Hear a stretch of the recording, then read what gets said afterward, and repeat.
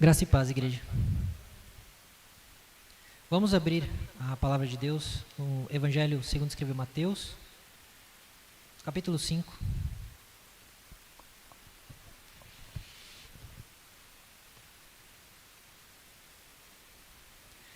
Evangelho de Mateus, capítulo 5.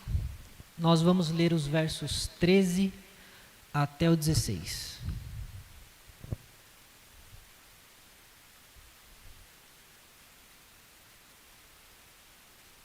Mateus 5, do 13 ao 16.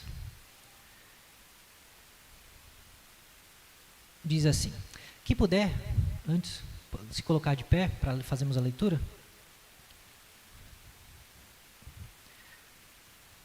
Vocês são o sal da terra. Ora, se o sal vier a ser insípido, como lhe restaurar o sabor? Para nada mais presta, senão para, lançado fora, ser pisado pelos homens. Vocês são a luz do mundo. Não se pode esconder uma cidade situada no alto de um monte, nem se acende uma lamparina para colocá-la debaixo de um cesto, mas num lugar adequado, onde ilumina bem todos os que estão na casa. Assim brilhe também a luz de vocês diante dos outros, para que vejam as boas obras que vocês fazem e glorifiquem o Pai de vocês que está nos céus. Vamos orar mais uma vez. Senhor nosso Deus, mais uma vez, Pai, agora diante da Tua palavra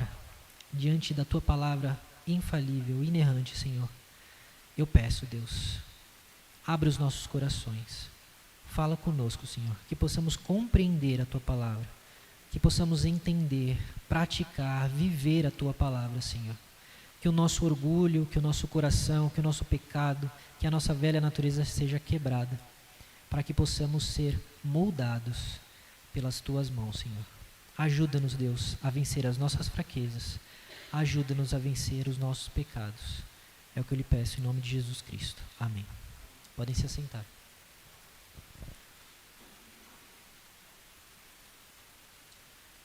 Seja o que Deus te fez para ser. Esse é o tema da nossa mensagem de hoje.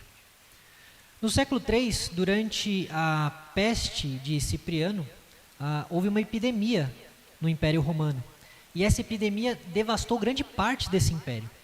Muitos, durante essa epidemia, acabavam deixando as pessoas doentes na rua. Familiares que tinham seus parentes adoecidos, para não pegarem a doença, não se contaminarem com a doença, eles abandonavam essas pessoas na rua, à sua própria sorte. Mas os cristãos faziam diferente. Os cristãos, eles recolhiam doentes. Eles não só recolhiam doentes, eles alimentavam quem estava faminto na rua sem suprimentos. Eles cuidavam dos que estavam em necessidade. E eles sepultavam os mortos, sejam eles cristãos, sejam eles não cristãos. Eles cuidavam daqueles que tinham sido abandonados. Por quê? Porque não importava para eles a epidemia. Eles estavam correndo sim o risco de vida. Eles estavam correndo sim o risco de morrerem diante daquela praga. E muitos morreram. Mas para eles isso não importava. Não importava, porque eles viveram para ser sal e luz, como nós lemos. Eles não venceram uma crise por meio de influência ou poder político, ou pagando dinheiro a César, ao Senado. Eles não fizeram nada disso. Eles simplesmente viveram o Evangelho.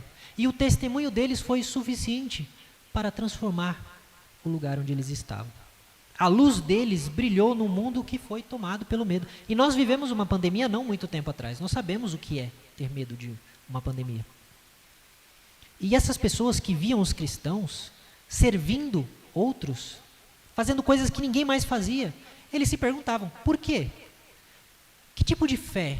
O que encoraja alguém a arriscar sua própria vida para ajudar alguém que ele não conhece, que não tem nada a oferecer para ele, alguém que provavelmente adoraria vê-lo morrendo numa arena jogado aos leões? Por que essas pessoas arriscam a própria vida por pessoas que elas não conhecem? A resposta é que eles estavam vivendo aquilo que Jesus pregou no Sermão do Monte, no texto onde nós lemos hoje. Eles entenderam que o discípulo de Cristo, ele não existe apenas para frequentar uma igreja. Note que eu disse apenas, porque frequentar a igreja faz parte da vida cristã. Mas ele não vive para isso apenas. Ele vive para influenciar o mundo ao seu redor. Ele vive para testemunhar o mundo ao seu redor. E como é que ele influencia? Através das suas ações. E é exatamente sobre isso que Jesus vai falar em Mateus 5, no texto que nós lemos. Então, para que você seja quem Deus te criou para ser, seja sal. Nas bem-aventuranças, Jesus falou para uma multidão.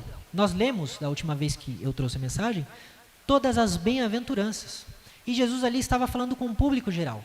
Ele estava dizendo que felizes serão os mansos, os pacificadores, felizes são os pobres de espírito. E ele vai dizendo uma série de bem-aventuranças de como é ser feliz no reino dos céus, para quem quisesse ouvir. Ele estava descrevendo como é a vida de um cristão, como é a alegria do cristão. Agora, porém, Jesus está voltando para um público específico. Ele está dizendo para mim, para você, que diz que é servo de Cristo, que diz que segue a Cristo, que diz que é cristão, que diz que tem relação com Cristo, que se alguém te perguntar, você é cristão? Você diz sim. Para você, Jesus está dizendo hoje, como você tem que agir, o que você tem que ser. E o sal? Por que Jesus usa sal? Ele fala que você tem que ser sal. Mas, para quê? Por quê? O sal ele tem várias finalidades, mas eu peguei as duas principais. A primeira delas é tempero. Ele dá sabor, ele tempera a comida. Quando nós olhamos para as coisas, para a mentalidade, que nós chamamos a mentalidade do mundo, para o mundo, enfim, nós vemos que os princípios, os valores, tudo está meio distorcido. Você vê que a forma da família ser família, ela está um pouco distorcida. Os filhos são filhos de uma forma distorcida. Os pais são pais de uma forma distorcida. As pessoas vivem a sua vida, a sua expectativa, os seus prazeres, as suas vontades de forma distorcida. E o diabo faz justamente isso. Existe um autor muito famoso, um teólogo, chamado Van Groningen, é holandês. E ele diz que o diabo é um parasita. E por que ele diz que o diabo é um parasita? Porque o diabo não tem poder para criar nada. O diabo não é criador de nada. Não há nada que é a obra das mãos do diabo no sentido de ele tirou do zero, criou do nada aquilo e aquilo é dele. Ele é um parasita e todo parasita precisa de algo que existe para então se alimentar daquilo. O diabo pega a criação de Deus, que é boa, que é santa, e deturpa isso, modifica isso, distorce isso.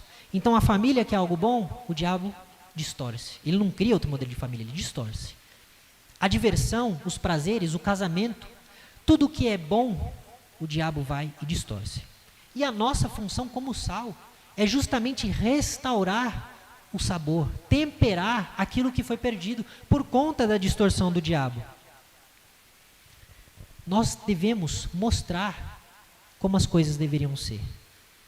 Porque hoje as pessoas acham que sabem como as coisas deveriam ser. Elas vivem as suas vidas pensando que elas sabem o que Deus espera delas. Mas elas não sabem. Então elas têm um modelo de família.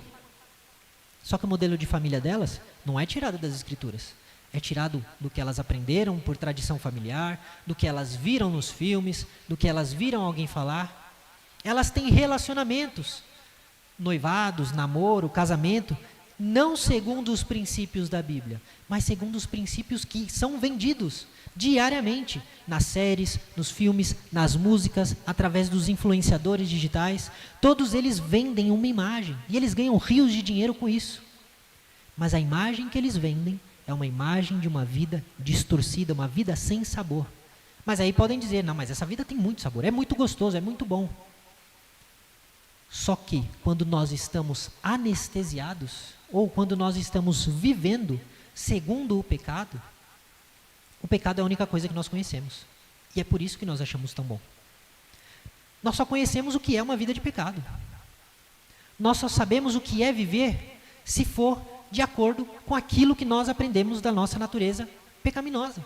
É lógico que vai ser bom, porque ela satisfaz os desejos da minha carne, ela satisfaz os meus desejos, aquilo que eu tenho de mais anseio em viver, em desfrutar. A minha carne, ela deseja tudo isso, e eu só sei o que é desejar isso. Quando nós somos levados a conhecer por Deus o que é o verdadeiro sabor da vida, o que é de fato viver uma vida, realmente saborosa, nós entendemos o tamanho do pecado, o problema do pecado e o verdadeiro gosto ou desgosto que é o pecado. Eu não lembro agora qual é o filme ou se é uma série, mas eu assisti, não lembro onde, não lembro quando, um filme onde as pessoas estavam comendo um banquete. Elas estavam se empanturrando de um banquete. Só que eles estavam no meio de uma floresta, se empanturrando de um banquete, sem saber que eles estavam debaixo de um feitiço, de umas bruxas naquela floresta. E quando alguém que estava de fora viu eles comendo aquelas comidas, ele não viu um banquete, ele não viu prato, ele viu comida podre, ele viu insetos, ele viu lesmas, ele viu coisas estragadas, e as pessoas se empanturrando com tudo aquilo. Por quê? Porque elas estavam enfeitiçadas. Elas eram incapazes de ver que aquelas comidas estavam estragadas. O pecado faz isso com a gente. Ele cega a nossa vista. Ele tapa os nossos ouvidos. Nós somos incapazes de ver a podridão que nós estamos consumindo.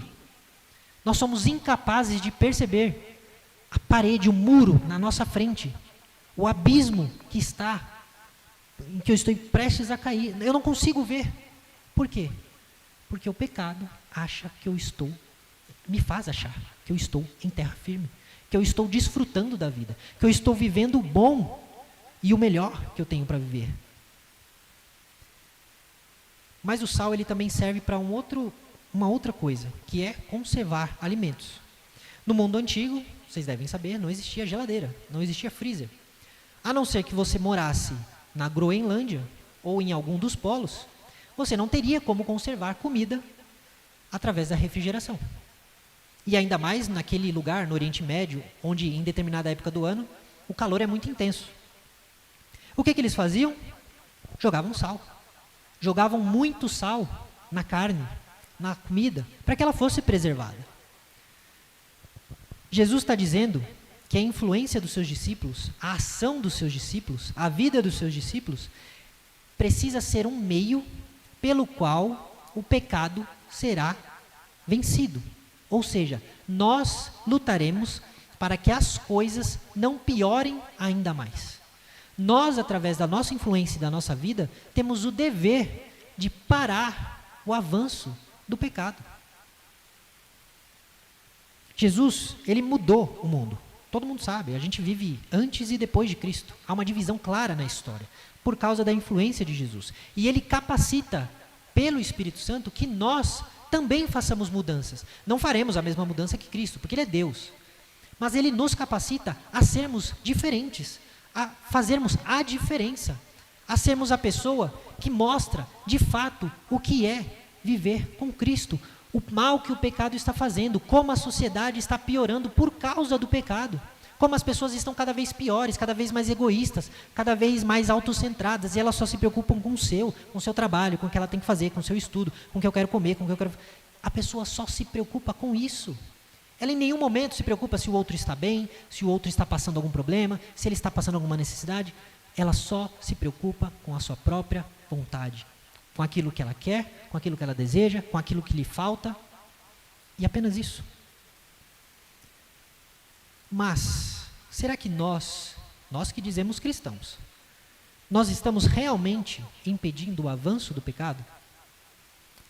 Nas nossas relações, nos ambientes em que nós estamos? Estamos nos opondo às distorções que o pecado causa e que nos cercam no nosso dia a dia? Pessoas que de repente no trabalho falsificam aquilo que não deveria ser falsificado, que mentem quando não deveriam mentir, pessoas que usam documentos falsos para obter algum tipo de benefício. O que é que nós estamos fazendo? Será que nós estamos de fato preservando aquilo que deve ser preservado? Ou nós estamos apodrecidos e apodrecendo junto com o resto do mundo? E uma coisa muito curiosa que eu descobri quando eu pesquisava para fazer esse sermão, é que o sal puro, ele é física e quimicamente impossível de deixar de ser sal. Se ele for puro mesmo, é impossível que o sal deixe de ser sal, deixe de ter gosto de sal. Para que ele perca o sabor, para que ele deixe de ser sal, precisa acontecer uma reação química muito grande, a ponto dele perder a sua essência. É a única forma, uma reação química acontecendo. A única forma do sal deixar de ser sal é se uma reação química acontecer. Fora isso, ele nunca deixa de ser sal, porque ele não tem data de validade, ele não estraga, ele não perde sabor. Mas o sal daquela época não era um sal puro. Existiam várias pedras, vários calcários, várias impurezas que vinham junto com o sal. Por isso, quando o sal perdia o sabor, ou era porque ele era exposto à umidade, ou é porque ele era armazenado de forma indevida, ou é porque ele se dissolvia no meio da água. E aí, quando esse sal perdia o seu sabor, perdia aquilo que o caracterizava como sal, ele ainda parecia sal, ele ainda estava lá. O grão ainda estava lá, mas ele já não tinha sabor. Se nós não servirmos para dar sabor à vida, para mostrar qual é realmente a vida que vale a pena ser vivida, para que nós servimos? Porque nós seremos como um sal que não é salgado.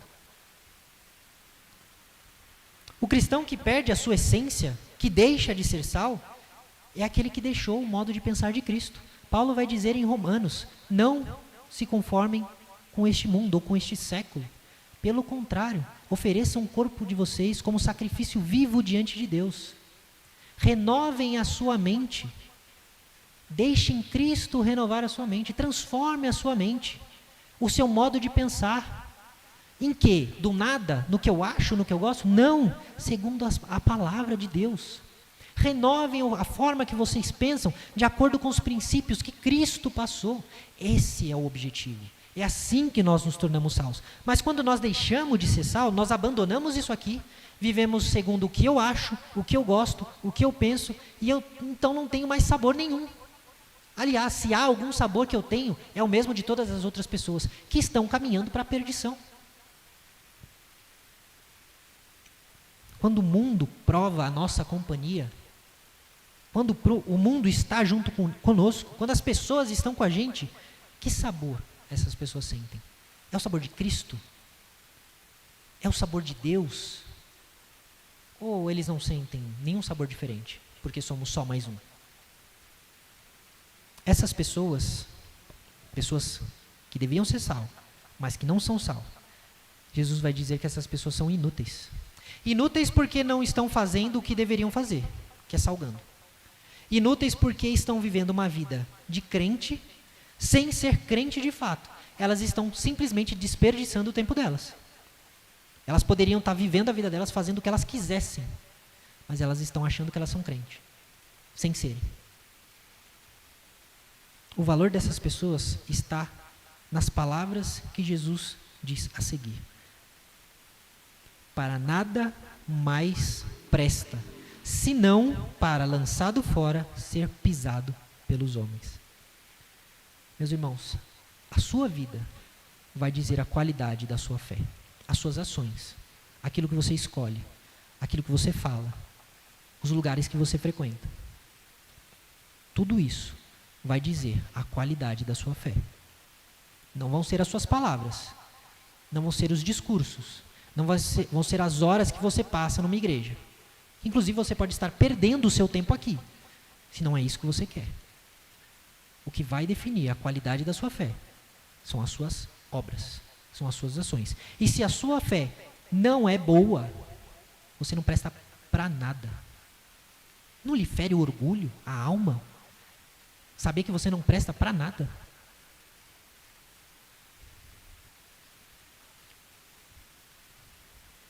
Mas a boa notícia é que nós só precisamos nos arrepender. Só isso que você precisa. Arrependa-se. Reconheça que você não é nada. Que você não serve para nada. Que você tem um débito que você não é capaz de pagar. Que você é incapaz de fazer aquilo que Deus espera que você faça. Reconheça, arrependa-se, busque perdão. Jesus disse que todo aquele que vem a Ele, Ele jamais lança fora. Todo aquele que procura, encontra. Eu já disse isso aqui outra vez. Todo aquele que bate, a porta é aberta. O sal, ele precisa estar misturado com a comida para salgar. Nós não somos chamados para viver uma vida apenas aqui dentro e lá fora sermos pessoas completamente diferentes. Arrependa-se e seja uma pessoa boa, não aqui dentro, mas aqui e lá fora. Uma pessoa que exala o sabor de Cristo aqui e lá fora. Onde há um ambiente estragado, seja por palavrões, por fofoca, por imoralidades, seja o sal. Seja quem vai fazer a diferença. Seja quem vai viver pelos princípios de Cristo. Seja alguém que vale o título que carrega, um cristão. Honre a Deus como Ele tem te honrado. Sirva a Deus como Cristo serviu os seus discípulos. Se entregue a Deus, não é tarde demais. Não há um cristão verdadeiro para quem você pergunte se realmente valeu a pena deixar tudo o que ele precisava para servir a Cristo, que ele vai dizer que não valeu. Só quem experimenta o real sabor de Cristo, do Evangelho, percebe que tudo que veio antes, tudo que poderia vir depois, não é nada comparado ao sabor de viver uma vida com Cristo. Mas para que você seja quem Deus te criou para ser, você também precisa ser luz. Veja no versículo 14. Vocês são luz do mundo. Não se pode esconder uma cidade situada no alto de um monte, e nem se acende uma lamparina para colocá-la debaixo de um cesto, mas num lugar adequado, onde ilumina bem todos os que estão na casa. Nas Escrituras, luz é sempre algo positivo, sempre algo bom. Deus é chamado de Pai das luzes, em quem não há sombra de variação, ou seja, alguém que não muda, alguém que é perfeito. Jesus se diz ser a luz do mundo, aquele que ilumina as pessoas, aquele que mostra o caminho a ser seguido. Luz é algo que revela, é algo que é bom, é algo que nos tira a incerteza, é algo que nos mostra onde nós podemos e onde nós não podemos ir. A luz é o que possibilita que nós estejamos aqui agora, olhando uns para os outros, cultuando a Deus, de forma racional, de forma completa, com as nossas visões. Quando a luz de Cristo reflete em nós, e nós somos comparados à luz por causa disso, é impossível que nós não iluminemos as trevas. Veja, ele diz que é impossível, ou não se pode, esconder uma cidade situada no alto de um monte. Imagine vocês, alguém constrói uma cidade no alto de um monte. Como é que alguém que está de longe e olha para aquele monte não verá aquela cidade? É impossível. Ele está dizendo, não tem como, é loucura, porque não existe essa possibilidade. Quem é aqui que compra uma lanterna, acende essa lanterna para deixar ela dentro de uma gaveta, acesa, debaixo da cama, acesa, para esconder dentro do armário? Isso é coisa de maluco, isso é coisa de quem rasga dinheiro. Ninguém acende uma lanterna e esconde a lanterna acesa. Jesus está dizendo, não tem como alguém que é luz, não tem como alguém que carrega essa luz ficar escondido, se esconder. Não dá, é impossível. Paulo vai dizer em Efésios que no passado vocês eram trevas, mas agora são luz no Senhor. Portanto, e aí ele vai ordenar, vivam como filhos da luz, porque o fruto da luz consiste em toda bondade, justiça e em verdade. Ou seja, se somos luz, nós devemos e nós iremos viver como pessoas que são luz. Nós iremos iluminar, porque é impossível acender a luz e a luz não iluminar. É impossível.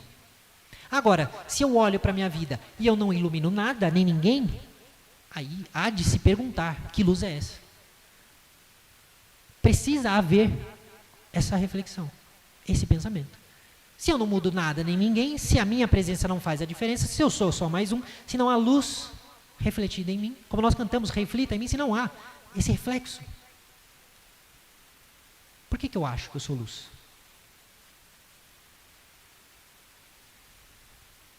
Assim como você é sal, e não apenas salga.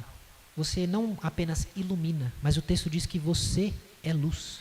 Se você de fato é filho de Deus. Se você de fato é cristão, se você segue a Cristo, se Cristo te transformou, se você abandonou o seu pecado, a sua velha vida, e você luta diariamente para ser uma pessoa fiel a Deus, você é luz agora. E se você foi feito luz, você foi feito luz para ser visto, para que as suas obras sejam mostradas, para que Deus seja louvado através das suas ações. Só que um detalhe importante de dizer: as minhas ações, as minhas obras, aquilo que eu faço de bom, precisa aparecer, mas não para eu me mostrar, não para que eu receba aplausos, não para que o meu ego se infle, não para que eu sinta aquele calorzinho, aquela emoção de porque a igreja inteira viu e agora está me elogiando. Não é para isso. Eu sou chamado a fazer o bem, a praticar boas obras, para que Deus seja conhecido. Para que as pessoas vejam aquilo e falem, não é possível que essa pessoa esteja fazendo isso nessa situação. Só há uma explicação para ela estar fazendo isso. Deus transformou a vida dessa pessoa. Deus mudou a forma dessa pessoa pensar. Deus transformou o jeito dessa pessoa agir. É a única explicação. É para isso que as nossas boas obras precisam ser vistas. Assim como na ilustração que eu contei no início. Aqueles cristãos não estavam resgatando pessoas na rua para que eles fossem vistos como heróis, para que eles fossem aplaudidos. Eles estavam no meio do Império Romano, eles eram perseguidos. Eles não estavam nem preocupados com isso. Eles estavam preocupados em sobreviver muitas vezes, mas eles arriscaram as suas vidas para servir e para salvar pessoas que os odiavam. Para quê?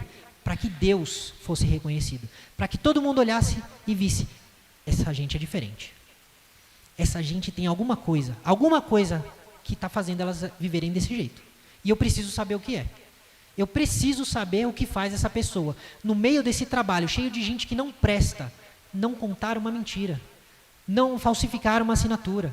Eu preciso saber quem é essa pessoa que podia estar aí vivendo a vida, se deitando com um monte de gente, mas permanece pura aos 26 anos, aos 23, aos 22, recusando os prazeres da carne, porque é impossível fazer isso. Eu preciso saber quem é essa pessoa, porque não é possível que ela resista a isso. Alguma coisa aconteceu, e as pessoas veem isso e falam, só pode ser Deus. Porque não é possível alguém que não tem Deus resistir a essas coisas. E se é possível, essa pessoa vai resistir por egoísmo. Porque existem pessoas que não fazem coisas só por disciplina. Só porque elas querem provar que elas são disciplinadas. Ou só porque elas querem resolver um problema físico externo delas. Não é porque elas foram transformadas. Mas a pessoa que é transformada, ela age por caráter. O caráter dela é diferente. Por isso nós, se somos luz, nós faremos aquilo que a luz faz. Nós iluminaremos as pessoas. Nós falaremos aquilo que é pecado. Nós pregaremos o evangelho. Não tentaremos forçar o evangelho de baixo, a goela abaixo das pessoas. Não forçaremos a lei de Cristo para quem não é servo de Cristo. Mas nós falaremos do evangelho para as pessoas. E se elas quiserem, elas são bem-vindas. Nós queremos que elas venham. Que elas experimentem essa beleza que é viver com Cristo. Mas a gente não precisa forçar ninguém. A luz, ela não força ninguém a olhar para ela, mas ela ilumina. E as pessoas percebem que ela está lá.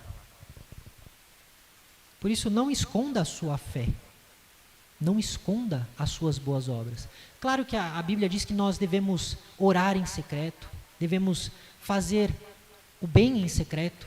Mas quando Jesus diz isso, ele está combatendo justamente aquilo que eu disse.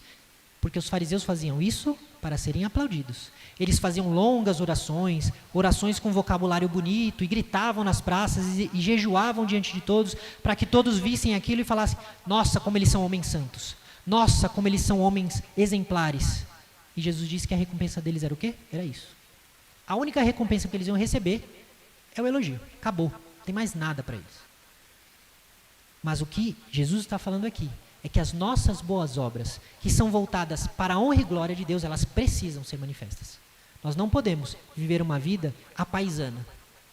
Pessoas que se parecem com qualquer outra pessoa, que agem como qualquer outra pessoa, e que se diz ser cristão. Não podemos. Nossas obras têm que brilhar diante dos homens.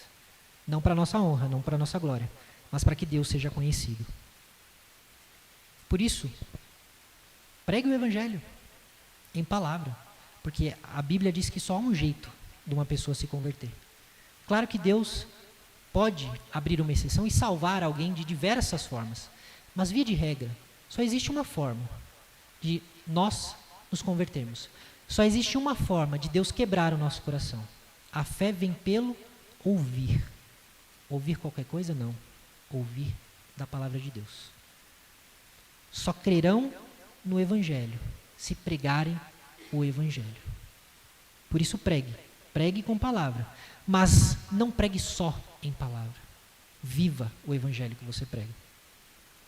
E por fim, Jesus vai dizer que o objetivo é para que os outros vejam as suas boas obras e glorifiquem o Pai de vocês que está nos céus. Nós não devemos, jamais, em hipótese alguma, correr atrás da aprovação dos outros. Não devemos fazer o que fazemos para que sejamos aceitos. Não faça isso. Nós não devemos correr atrás de amores, de fama, de riqueza. Essas coisas não são um problema em si mesmo. Se vier fama, isso pode ser bênção de Deus. Se vierem amores, pode ser bênção de Deus.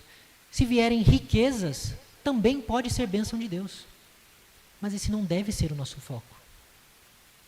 O nosso foco deve ser viver para a glória de Deus. Qual é a primeira pergunta do nosso catecismo? Eu sempre repito isso. Vocês são testemunha. Qual é a primeira pergunta do nosso catecismo? Qual é o fim principal do homem? Qual é o objetivo do homem? Um dia vocês vão decorar, de tanto eu repetir aqui.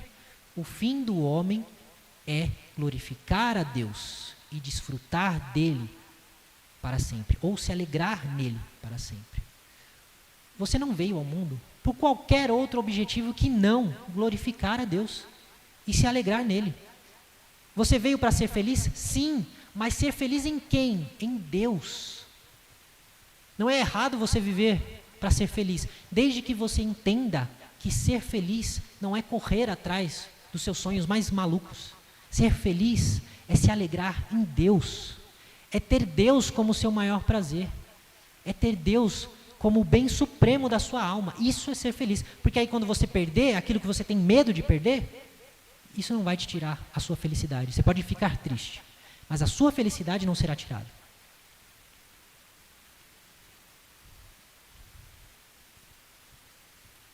No meio evangélico, nós vivíamos, ou nós fomos ensinados, creio que quem veio do contexto pentecostal como eu, não sei se todos, mas boa parte vai se identificar com isso que eu estou falando.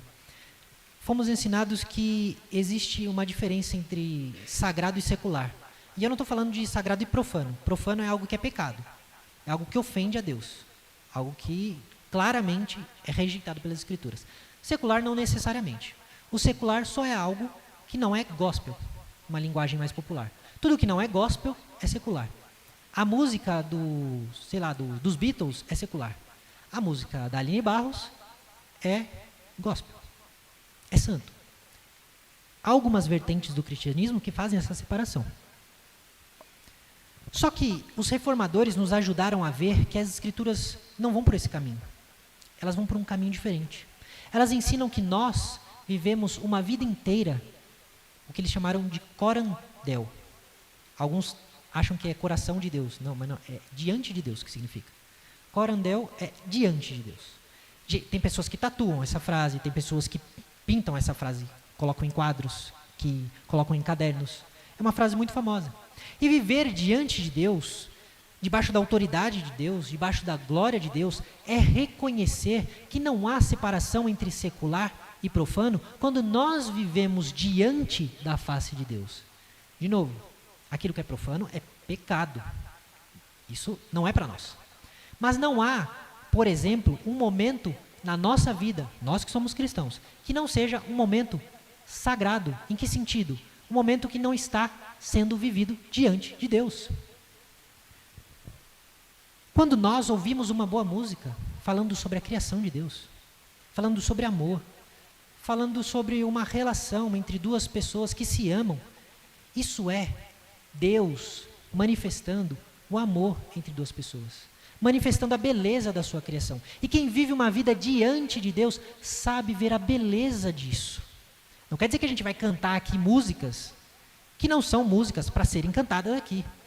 Não é que agora a gente vai pegar qualquer tipo de música e cantar aqui, mas é perceber que as pessoas criam melodias, criam coisas debaixo da graça de Deus, que refletem a graça de Deus. E nós, como cristãos maduros, precisamos glorificar a Deus através dessas coisas. É saber olhar para um jogo, e a Copa acabou de acabar, olhar para um jogo, ver aquilo e falar, meu Deus, como Deus é sábio, como Deus é poderoso, olha o talento que Ele deu para essas pessoas, como Deus é grande, olha só como Ele faz com que esse homem tenha essa habilidade, como Ele consegue fazer isso, eu jamais seria capaz de fazer isso, é Deus dando esse talento. É olhar para uma música e perceber, meu Deus, essa pessoa viu algo na criação de Deus, uma beleza que eu nunca tinha reparado, que eu nunca tinha visto. Deus é muito bom. É perceber que às vezes, no momento em que eu estou limpando a minha casa, eu estou diante de Deus. E eu posso glorificar a Deus por isso. Porque eu tenho uma casa, porque eu posso limpá-la. Porque eu tenho prazer em estar com Deus nos melhores, nos maiores e nos menores dos momentos da minha vida. Naquele momento em que é só uma rotina.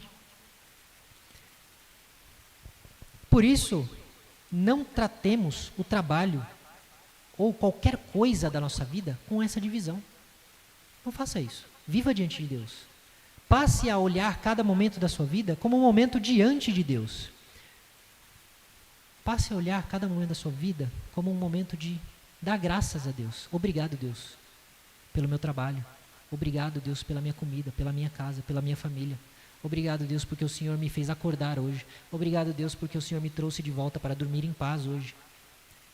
Às vezes, a gente fica com receio de orar, quando pequenas frases já seriam orações sinceras o suficiente. Já seriam orações suficientes para render a Deus aquilo que o nosso coração precisa render a Deus. Ao me levantar, dizer obrigado, Deus, por mais um dia. Ao me deitar, dizer obrigado, Deus, por mais um dia. Ao comer, olhar para o alimento e dizer obrigado, Deus, pelo prato que me deste. Pequenas coisas. A gente não precisa saber falar bonito, porque orar a Deus é conversar com Deus. Para concluir, a igreja é parte do céu na terra. Primeiro porque ela é a comunhão dos santos. Ela é onde os santos, e santos são todos os que são salvos ao redor do mundo. Todos os que servem a Jesus Cristo são chamados de santos na Escritura. Então ela é a reunião desses santos, dessas pessoas separadas por Cristo. E essa é uma reunião que, embora seja imperfeita hoje, acontecerá também quando estivermos no céu ou quando Cristo vier e restaurar essa terra. A igreja também é o nosso hospital, ela é um pedaço do céu na terra, porque ela é um lugar onde cura as nossas feridas da alma, onde nós somos restaurados. A igreja também é o centro de treinamento, onde nós aprendemos a viver com quem é diferente da gente, onde nós aprendemos a suportar uns aos outros, tanto de dar suporte quanto de aguentar irmão chato. A igreja é esse lugar. Mas para ser sal e luz, nós precisamos ir além dessas quatro paredes. Nós precisamos levar um pedaço do céu que nós conhecemos aqui, que foi nos dado aqui pelo Espírito Santo, para quem está vivendo um inferno na terra. É isso que é ser sal e luz. É levar um pouco do céu que nós conhecemos para quem vive uma vida infernal lá fora. Pessoas afogadas nos seus desesperos.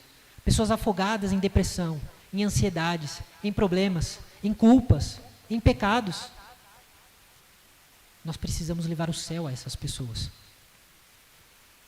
Nós precisamos levar o hospital para quem está ferido. Precisamos levar tudo o que nós recebemos para que essas pessoas tenham a chance de experimentar aquilo que nós experimentamos. Se ela não quiser, é outro problema, é o problema dela.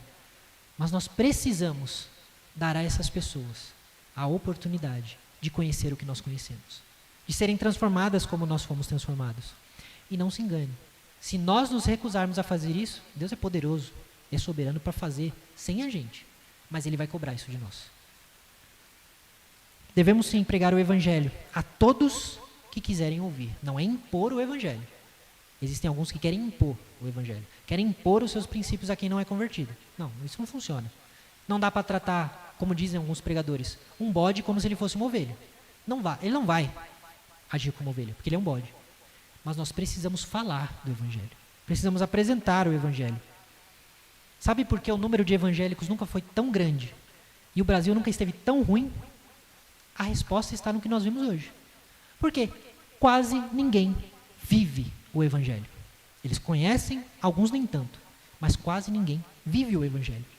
Uma das formas mais eficazes de mudar uma sociedade, de mudar um bairro, de mudar uma cidade, de transformar um grupo de pessoas, é através do testemunho vivo do evangelho. É mostrando como é uma vida que vale a pena ser vivida. É mostrando como é viver uma vida debaixo da autoridade de Deus. Sem o nosso exemplo, sem o nosso testemunho, as nossas palavras não valerão nada. Nós podemos até dizer o que as pessoas devem fazer, mas se elas não virem em nós a prática do que nós falamos, não vai valer nada. Será vazio. Os que são realmente impactados e transformados pela graça do Senhor, eles se tornam, como nós conhecemos, igreja militante. Militante é um termo que está muito em voga, muito famoso nos nossos dias. E não há nenhum problema com esse termo. Porque nós somos militantes de Deus na terra. Mas nós somos militantes do reino de Deus, não dos nossos interesses. Do reino de Deus, do evangelho. Nós somos pessoas que lutam pela verdade do evangelho.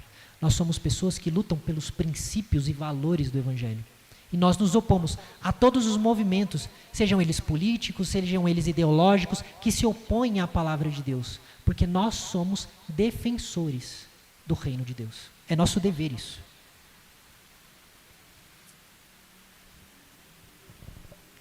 Nós devemos militar, não como quem força, mas como quem leva a luz para os que estão na escuridão.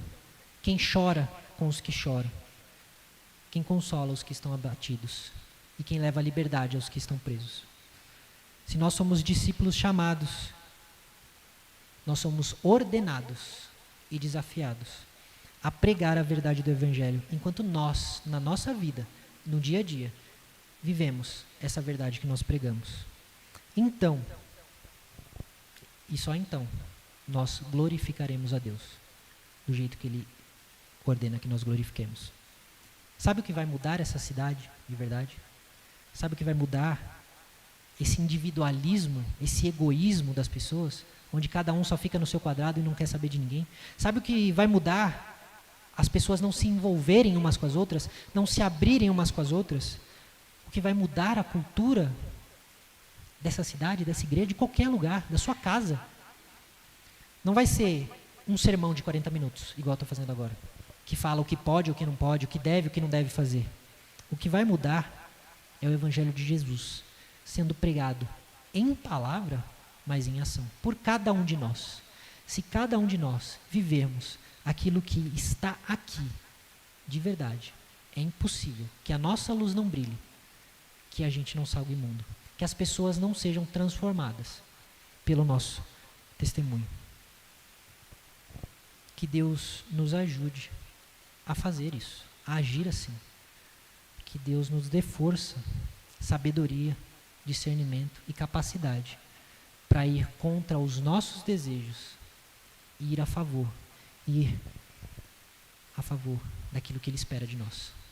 Que Ele nos ajude a cumprir a sua vontade. Em nome de Jesus. Amém.